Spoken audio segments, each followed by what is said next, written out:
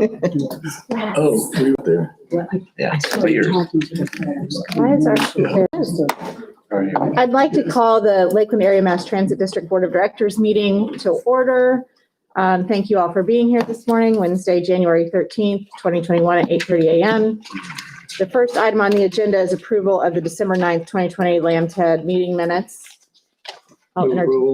Second. Thank you. All in favor?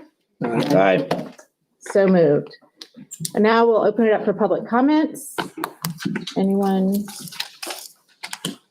We have so many people, I thought surely there'd be public comments. Okay. Number 3, Million Mile Awards, Mr. Phillips. Yes, sir, Chair. It is with great excitement today that I am delighted to introduce Albert Chevier and Deb Pullins, who are 2 of our bus operators who have been with us for a number of years. I know we're not supposed to have favorite employees, but you guys are 2 of my favorites.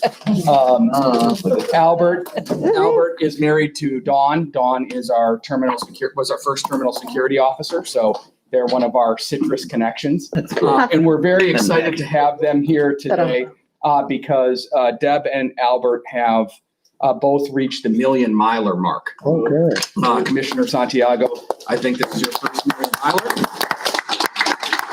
I think it's really good. This is very, very difficult to achieve. What this means is they have been driving for the Citrus Connection for at least 12 and a half years. That is the average to have a million revenue miles in service. So they've driven 1 million miles for the citizens of Polk County, and they have not had a preventable accident in that 12 and a half years. That is awesome.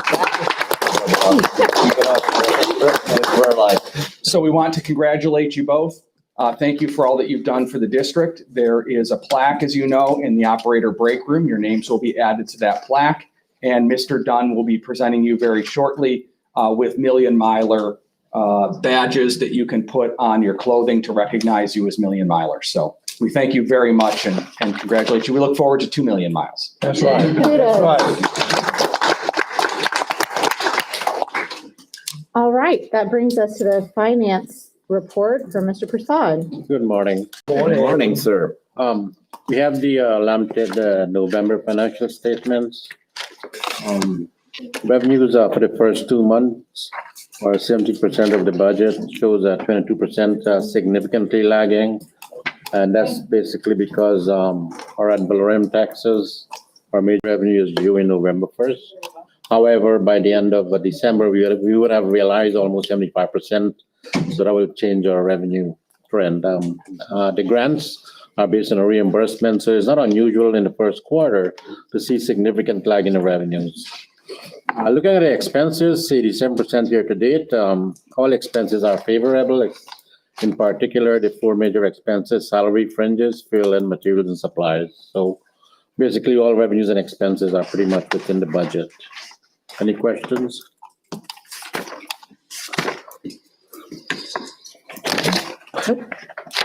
Moving on to the next financial statement, it's for the agreement between the district and Polk County for transit services.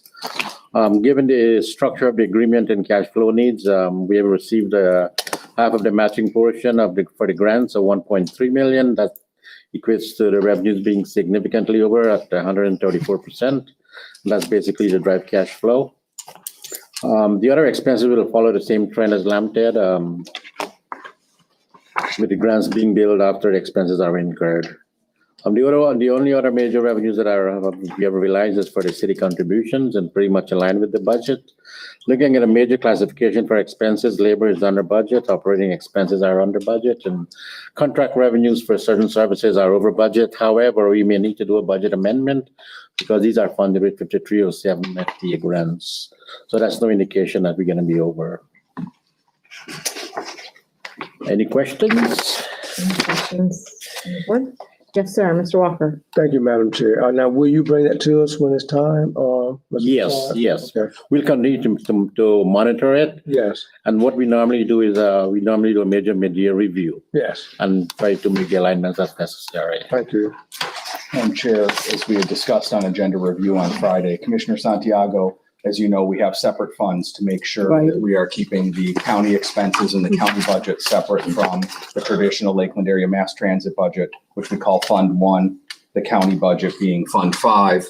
And then transportation disadvantaged, which is a system of last resort for those at or below the poverty line that's funded 90% by the state, 10% by the county's local matches, are Fund 6. Okay. You can see here in this November report, the methodology and the difference in budgeting as we've contracted with the county. And I'd like to thank Commissioner Lindsay. You're the only remaining member that helped broker the deal on the county side for the interlocal agreement. You can see from a Fund 1 perspective, we live off of the savings account that we have established effectively, and then use our ad valorem for that.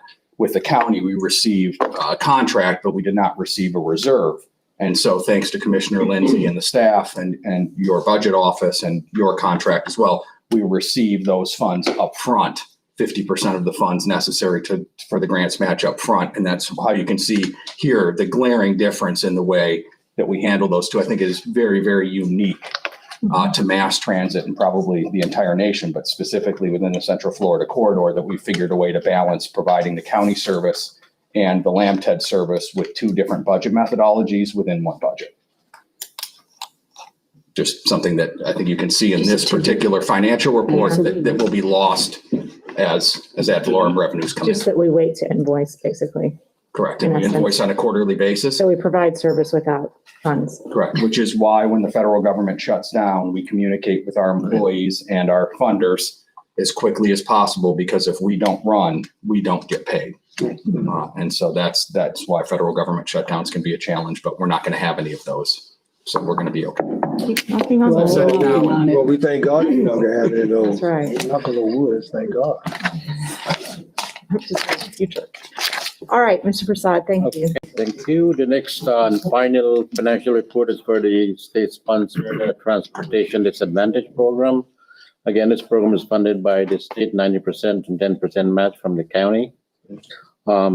This fund is in a state fiscal year. So we're looking at July 1 through the end of November. Revenues are lagging slightly, 78%. However, expenses are also lagging and under 75%. Overall revenues exceeded expenses by 19,000. And all the variances are favorable. Right, Any questions? right. No, sir, you can present the asset disposal item. Yes, the next item is for board approval. These are 3 vehicles that are funded by FTA grants. Normally, when the vehicle has exhausted both its useful life and mileages, or a combination of both, and if the maintenance costs exceed the cost of operating the vehicle, we normally auction it off. FTA regulation require that if the disposition of these assets are with the life expectancy not met, we have to reimburse them with the proceeds, some of the proceeds.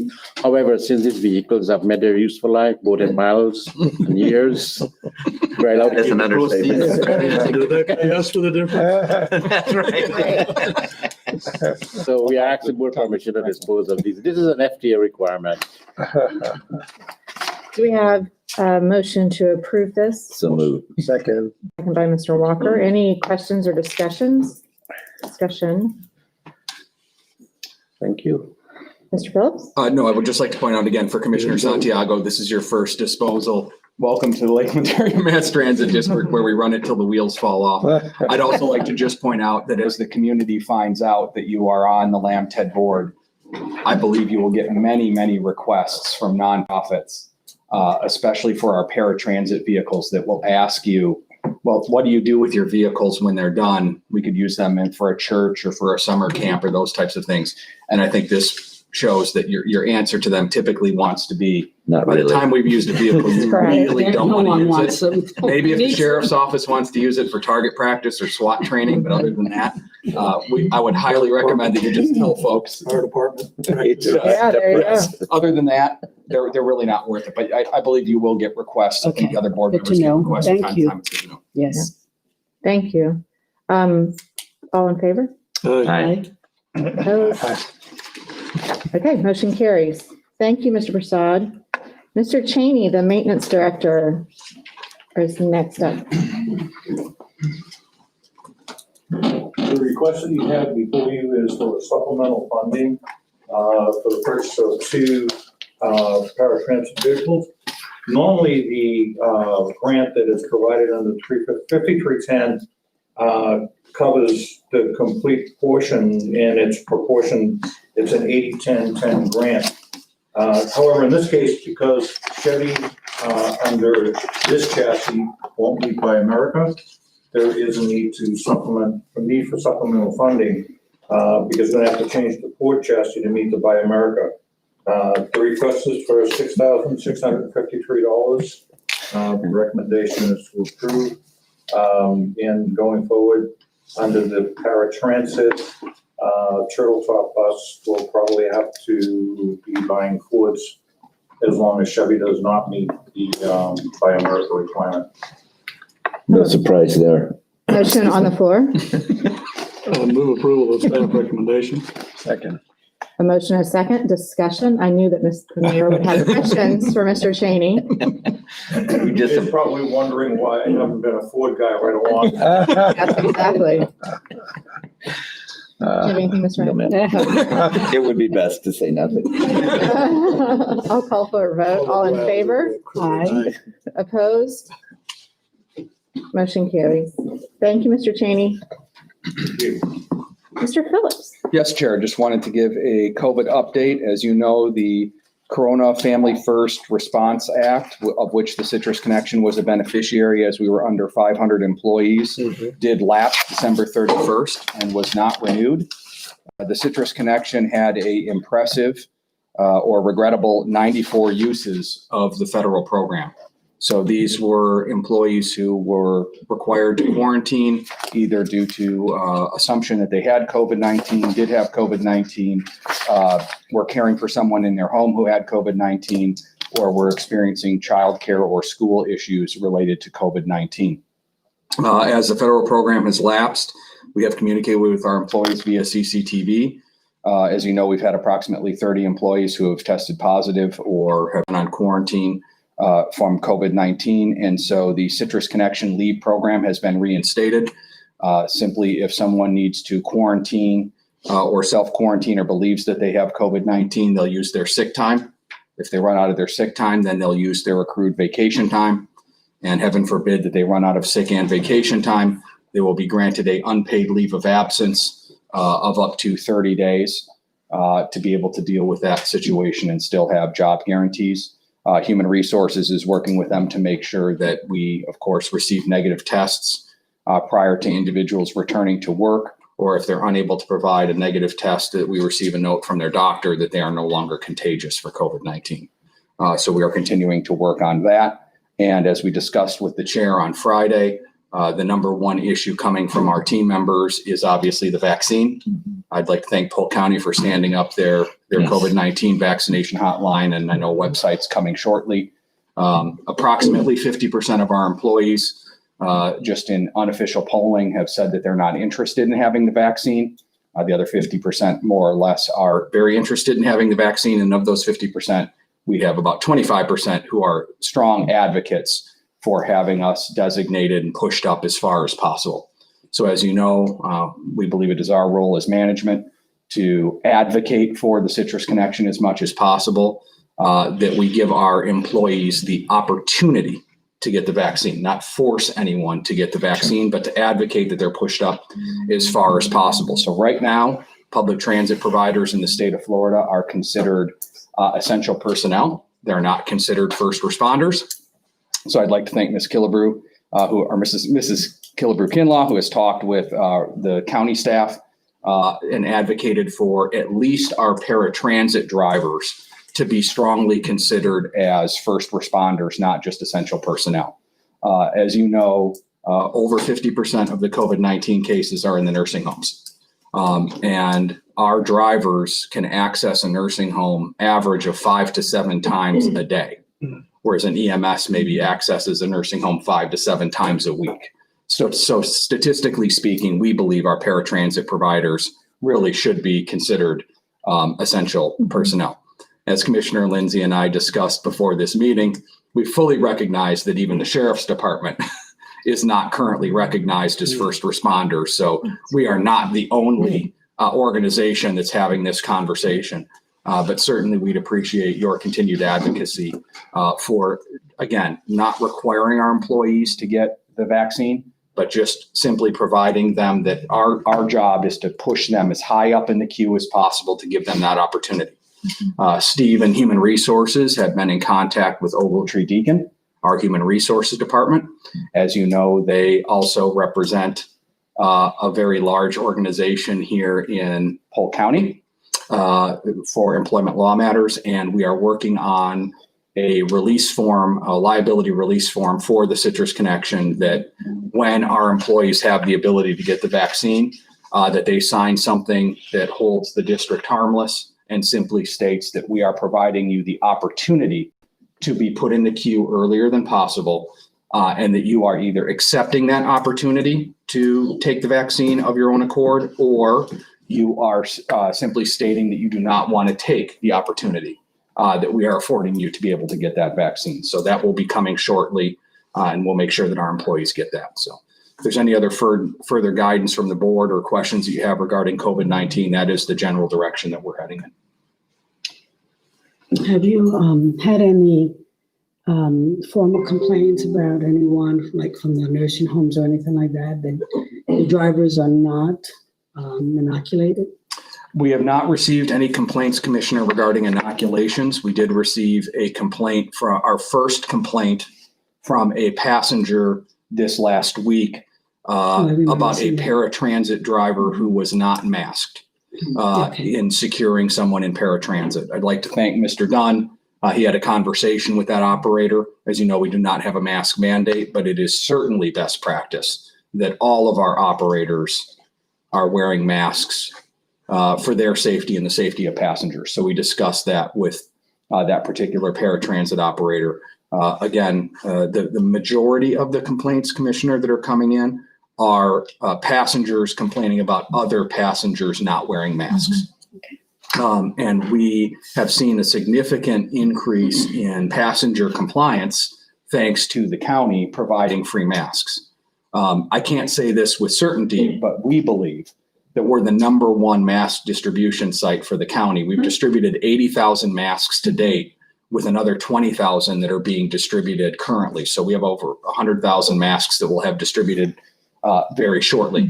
The big change, Commissioner, was outfitting the drivers with satchels so that they each have masks that they can reload every day. And so if someone gets on the bus and they don't have a mask, we find that if the drivers ask them to wear a mask, compliance is more often than not guaranteed, because they're willing. It's really truly that they don't have it. And there's a social contract, much like when we discuss with parents of the COLDS program, there's a concern about, well, I don't want my child sitting next to someone in the general public. Well, there's a social contract typically with young adults and adults that you're not going to swear, you're not going to curse, you're going to behave yourself because they're strangers on the bus. And if you're not behaving yourself, they're going to say something. The same thing is happening with masks. If an unmasked passenger gets on the bus, people typically say something. If the operator has the ability to give them a mask, we see compliance. But those complaints are there, but it's typically passenger to passenger, and we provide those masks. We have pushed very hard on social media for the people that we do have, that we clean the bus at the beginning of every run. At the end of every run, we have 3 Stato electric sprayers, 2, 3, Joe, 4 static electric sprayers. Even better.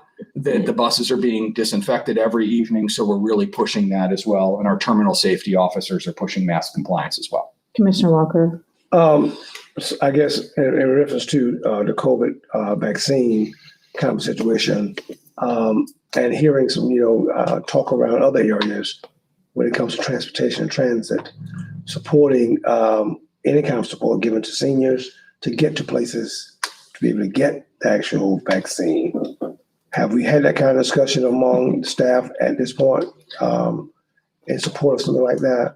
We just discussed, yes, we just discussed that. And obviously we have not received that request yet. But it's something that, as you know, we have provided support in the past, whether it be the Lake Morton Tower fires, whether it be, Mr. Dunn, are you here? What was the center where we had the water main? Oh, the Hanging Garden Center in Winter Haven, Auburndale area? Sure. So that is definitely something, as you know, we have a spare ratio of approximately 20%. If we need to provide that support, and we can meet with Dr. Jackson and the health professionals to find out a way that we can make sure the operator is able to do that safely, that's definitely a community support that we can provide. Do we have a point of contact for EOC now that the health department's working with the county to? Marcia Roberson Answer and phones. Ruby Kimball are Okay. our contacts for the EOC, and we receive the regular EOC updates. Okay. And we have been in contact with Dr. Jackson, and Aaron has regular contact with Ryan, the deputy county manager. So we have multiple contacts, but we'll make sure that they know that we're able to assist. Aaron, do you have anything to add on that? We also offer, in our conversations with them, we also offer to do kind of a mobile site if they wanted to do that, like, kind of like their Big Red Bus does for, Blood. Blood drives. donation. So I did offer that if that at any point is necessary to Good. take into different communities. We could offer That's one of our awesome. big buses to do a mobile vaccination as well. I think that's good. If, think outside the box. Mhm. How you can be support, especially our seniors and those who may not be able to get to whatever the situation may be to a particular site to get the vaccine. So Yes, be have the vaccination. So I'm glad to know we think outside the box is important. I think do that. And Commissioner, now that you say that, you're bringing up a very good point. And as Aaron had said with the mobile sites, Yeah. when I worked for Pace Suburban Bus and the hurricane hit New Orleans and it was underwater, they had sent their entire spare ratio down and all it did was hold ice.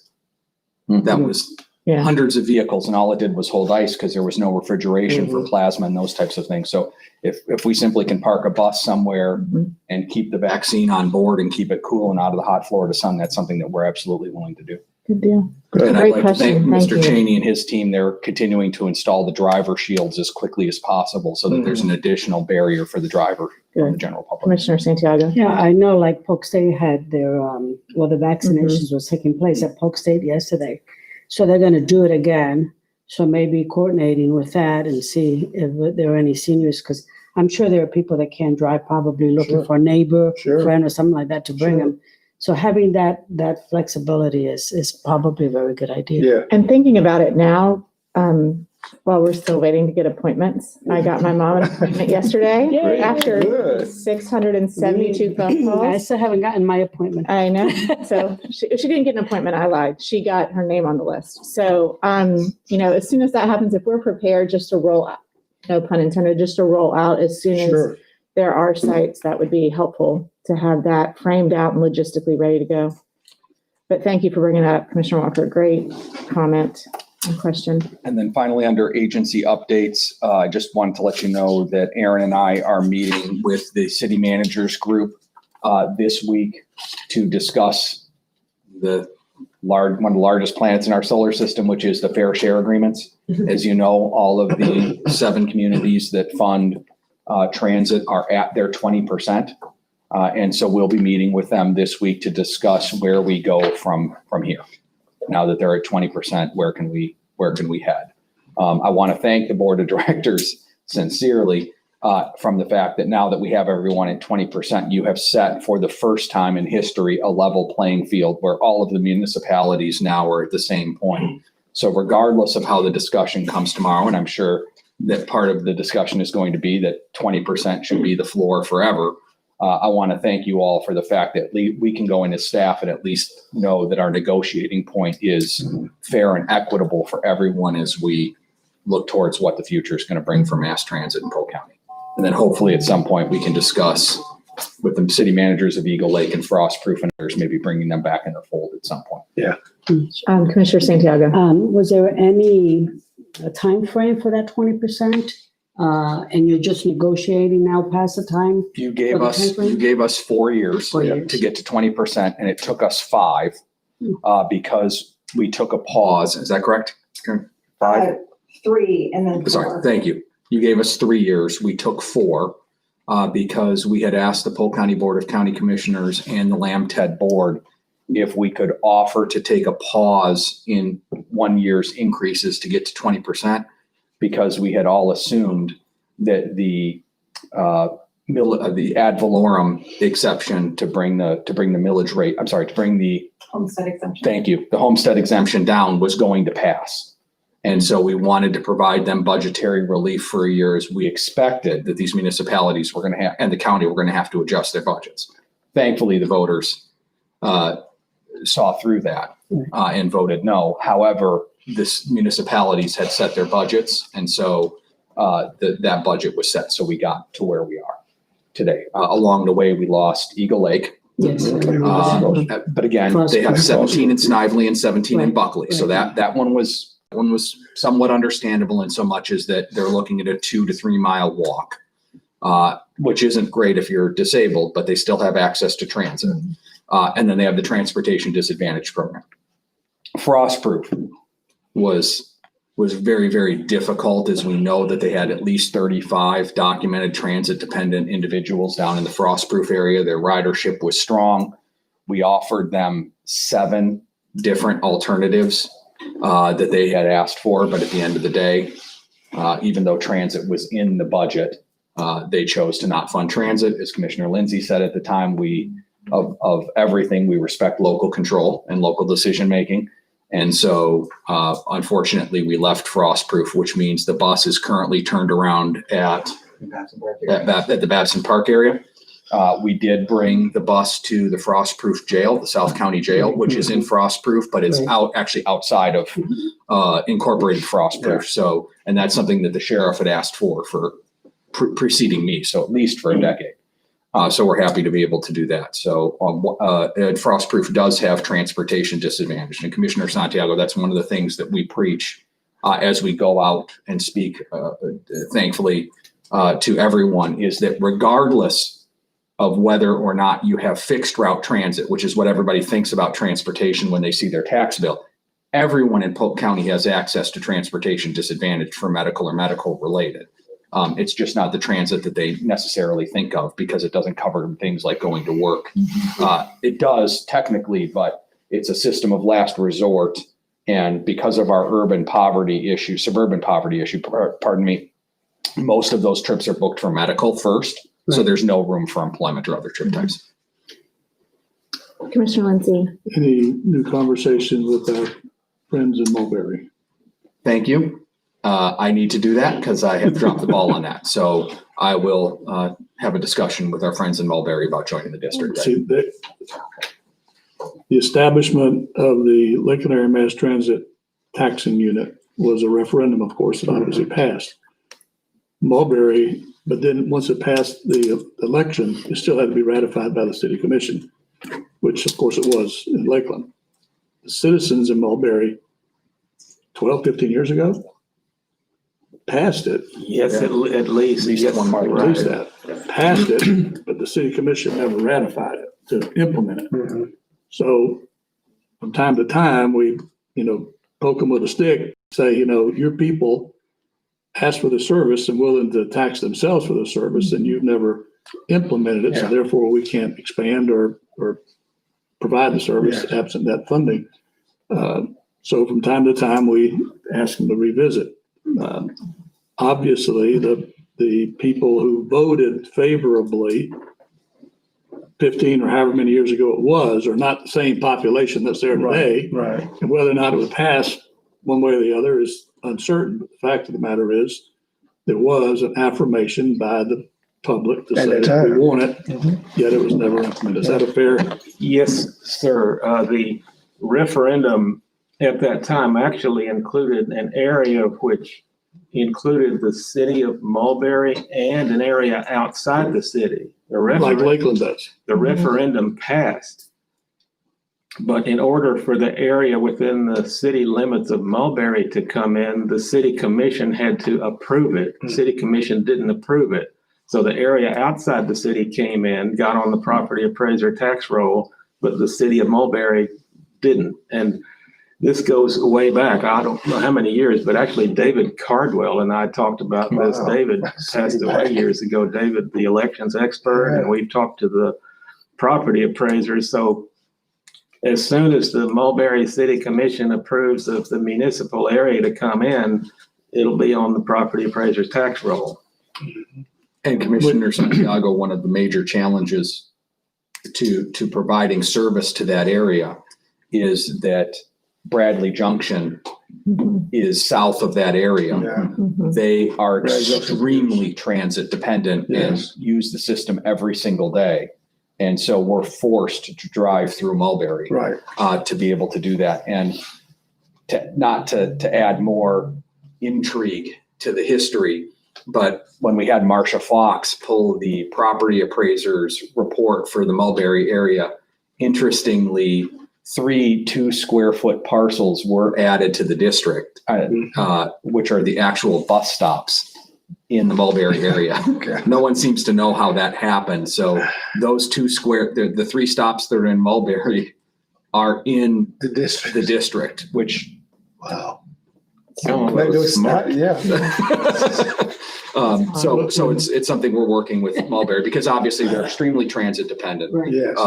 Not only is Mulberry building a new high school, not only can you can't tell where Mulberry ends and South Lakeland That's begins, true. but also you have the new health care clinic that is there. I forget the name of the outfit. Central Florida Healthcare is down there. So it is an extremely transit dependent population that Well, in can benefit. your conversation with them, the staff and leadership have obviously changed. Yes. They're more enlightened, for lack of a better word. The city commission has completely turned over, so that history does not drag down the conversation.